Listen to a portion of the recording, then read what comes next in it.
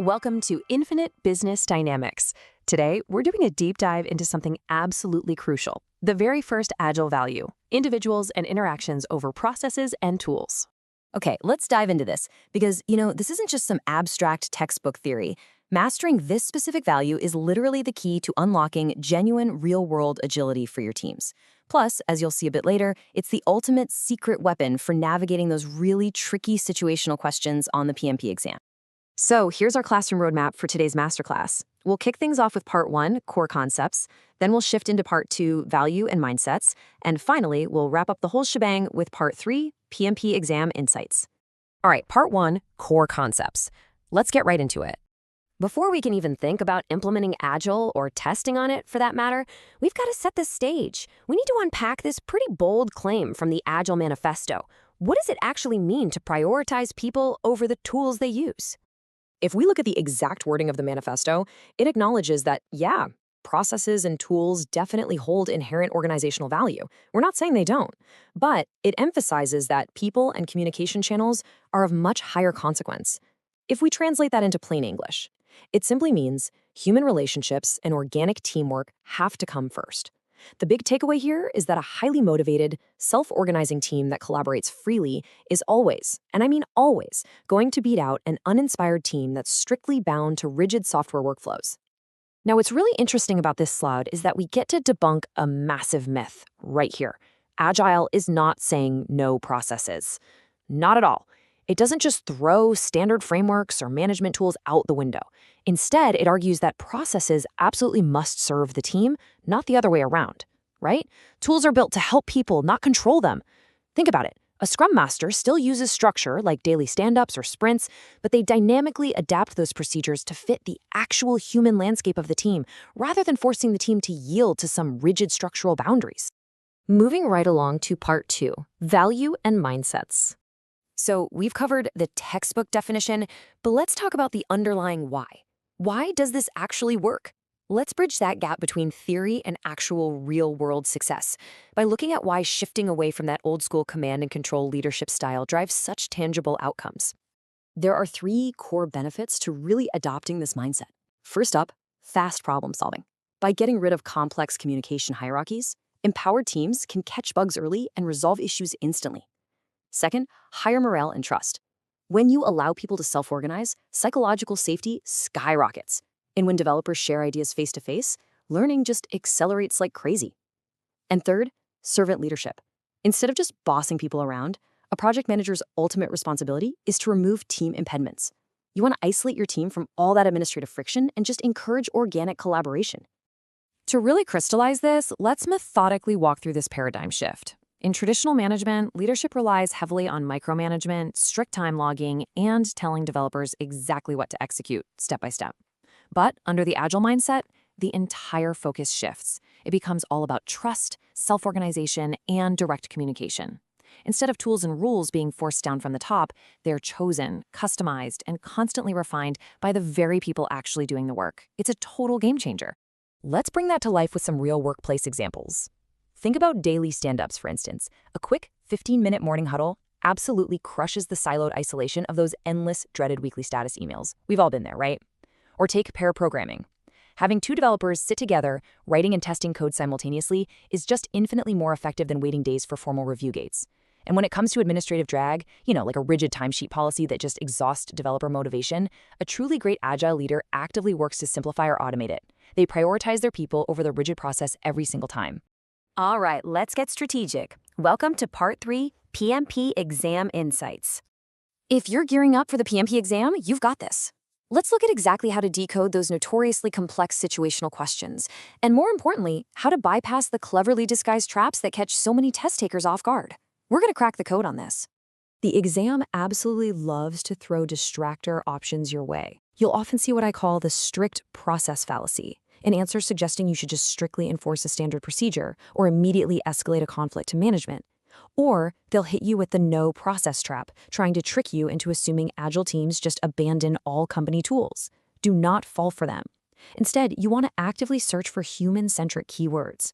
In situations involving team conflict or low morale, the right answers will almost always feature keywords like self-organizing team, collaboration, servant leadership, or emotional intelligence.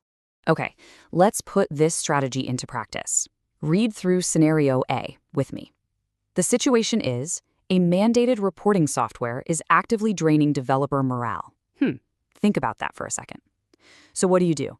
Well, the correct PMP strategy here is to facilitate a meeting with key stakeholders to modify or simplify how that tool is used, rather than just forcing team compliance. You adapt the tool to the people. Make sense? Now let's look at Scenario B, policy restrictions on prototyping. The situation, team members propose a lightweight workflow workaround, but the project templates dictate a traditional plan. Take a moment to process that one. Think about your keywords. The correct strategy here is to support team self-organization and empower them to pilot the simpler framework. You trust the individuals to guide the process. So our massive summary mantra for today is exactly this: people first. Period. Whenever you face a team, tool, or conflict question on the PMP exam, prioritize the answer that empowers people, enables collaboration, and facilitates direct communication. Now, before we go, let me leave you with this final provocative thought. I want you to look really closely at your own team's workflows today. Are your tools serving your people, or are your people just feeding your tools? If you found this guide helpful for your PMP journey, make sure to like, subscribe, and hit the bell for more Infinite Business Dynamics episodes. Walk into almost any modern office, and you will likely find teams drowning in overlapping tracking platforms, rigid procedural flowcharts, and mandatory daily status reports. Yet, despite all of this infrastructure, the actual work still stalls. This creates a recurring paradox. Teams can achieve perfect to-the-letter adherence to expensive software tools and strict procedures, yet the project still fails and takes team morale down with it. When projects break down this way, the traditional reflex is to tighten control. The assumption is that the failure was caused by a lack of oversight, leading to even more restrictive rules and mandatory tracking metrics. The Agile framework approaches this from the opposite direction. Looking at the left side of this slide, the exact wording of Agile Value number 1 states that we must prioritize individuals and interactions over processes and tools. This hierarchy places the unpredictable nature of human interaction above the order of a digital workflow. On the PMP exam, this single distinction forms the basis for how you are expected to resolve team conflicts and tool disputes. Adopting an agile mindset does not mean you abandon all organizational structure, throw away your software, or devolve into workplace anarchy. Successful agile leaders still utilize structural frameworks like sprints, retrospectives, and daily stand-ups. As shown in the right panel here, the crucial distinction lies in human dynamics. In this environment, the specific processes are adapted to serve the immediate needs of the team.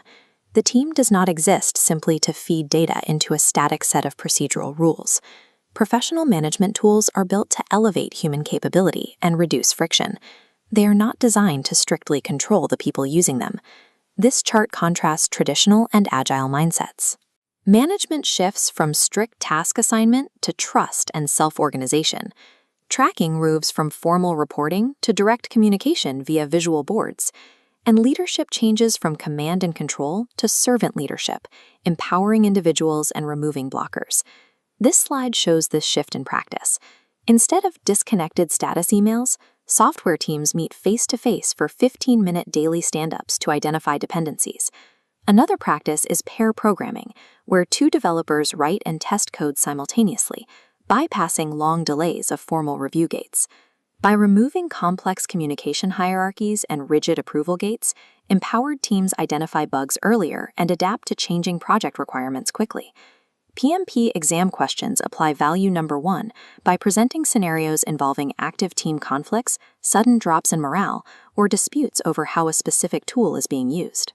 Identifying the path forward in these questions requires focusing on a specific conceptual vocabulary. As shown on the left, the answers prioritized by the exam center on self-organizing teams, collaboration, and servant leadership. This helps identify the strict process fallacy on the right. Many practitioners instinctively reach for options that reinforce standard procedures, assuming the solution is to enforce existing rules or move the conflict up to higher management. Look at Scenario A on this practice slide. You have a situation where a mandated reporting software is actively draining developer morale. Forcing compliance or adding technical training ignores the stated problem. The tool itself is the source of the fatigue. The Agile response is to bring the humans involved together to modify the tool to fit the team's needs. The essential rule for the exam is displayed here: people first. Whenever there is friction between a mandated tool and the team using it, the priority is to empower the people and facilitate direct communication. If this breakdown clarified Agile Value number 1, subscribe for more PMP deep dives. Let me know in the comments below which Agile concept is giving you the biggest challenge right now, and I'll see you in the next video.